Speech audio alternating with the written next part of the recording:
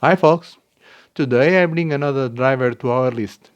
Belongs to the Princeton Technology Corp. The reference is PT6313. As it is a 28 pins SOP 300 mils ICs, we will use a small board to adapt it for use on the breadboard. We will use the two 14 pins bars connectors. First, we carefully solder the driver on the small board and then install the two connectors, making sure that the pin alignment correctly matches the spacing of the breadboard. We only solder the outer pins, finishing the soldering of the rest outside the breadboard to avoid it damage. It is not possible to use a DIP28 port for this, as the pitch of the tiny board is 2.54 millimeters wider than the DIP28. We need to use the breadboard or another PCB to get the correct alignment. For the driver power supply, we will use only plus 5 volts DC, which also power the three DC-DC converters. A converter of the plus 5 volts to the 3.3 volts DC is intended to power the filament, and another two converters of the plus 5 volts to the plus 12 volts and the plus 24 volts converters will be used in series to obtain the less 36 volts DC and will serve to provide the negative voltage to the grids and the segments on the VEE pin. Since we are using a SOP to DIP conversion of 8 either, the pinout ends up in exactly the same positions, which makes identification easy. For example, a VFD display reference VF734GB has used, which is intended to be used in one of the upcoming videos. This leaves us with a limitation of in its use, which is the maximum number of the 12 segments, even using only 4 grids. As the number of segments per grid in the VFD is greater, this prevents us from controlling all segments.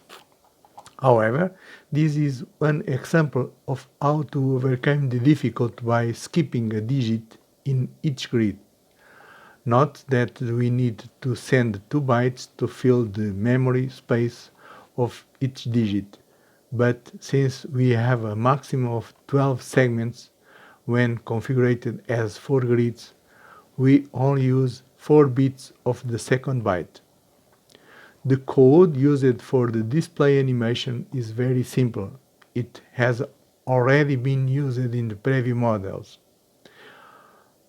Also, we haven't implemented the buttons to control the clock. They are very easy to implement. Since we are using the driver in the standalone mode because it is no longer implemented on the panel as is normal, I would just like to point out the need to use a pull-up resistor on the data output pin if we want to use the keys readings.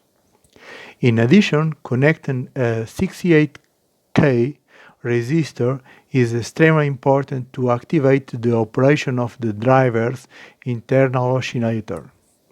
Regarding the code, no specific library is used, and we can call the functions at any sequence. The data is kept in binary to facilitate the relationship direct with the grids and segments and let it more easy to understand. In the clock example, we only show the seconds and minutes. You can advance the grid by commenting out the 4-second lines to display minutes and hours instead of the seconds and minutes. The warnings made in the previous videos, such as the need for total independence from voltage source, are valid for this example.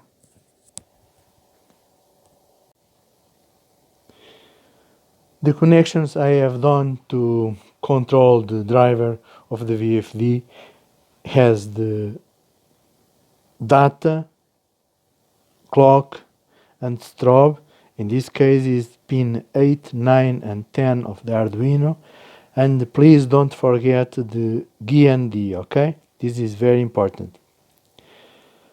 The power of the whole circuit is done with a plus 5 volts DC, and this 5 volts DC powered up the driver, and the 3 converters DC-DC use it to power up the filament and to generate the negative voltage to the segments and the grids.